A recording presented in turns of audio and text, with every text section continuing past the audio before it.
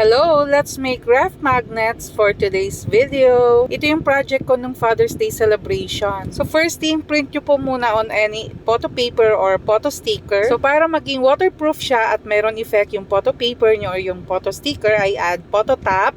Meron po iba-ibang designs yan. Meron glitter, hologram, etc. Yung application nito is pwede by cold lamination or pwede yung ganito na ginagawa ko. So mostly, mas prefer ko na manual ko ginagawa yung application ng photo top. And then after, mas comfortable ako to cut them one by one kasi yung gamit ko dito is photo sticker. Meron naman iba, aswan nilang dinidikit sa magnet. Yung gamit ko dito na magnet is 0.05 or 1 mm kasi para easy for me to cut kasi mano-mano ko po siyang ika-cut sa aking gunting. Pero when you do crafting, wala po namang maling process basta as long as you are comfortable with what you are doing at mas feeling nyo mapapabilis yung trabaho nyo, laban na yarn. For me kasi feeling ko mas mapapabilis ako with my gunting kasi ang gagawin ko dito is about 400 pieces na ref magnets. Kaya din naman to i-cut sa paper cutter kaya lang di ko feel na tumayo ng forever. And with my trusted gunting kasi nakokontrol ko yung cutting niya. So that's about it. After packing, ready na for distribution. So if you want to start a crafting business, hindi naman kailangan na mayroon agad mga machines and tools and isa na itong craft na ito.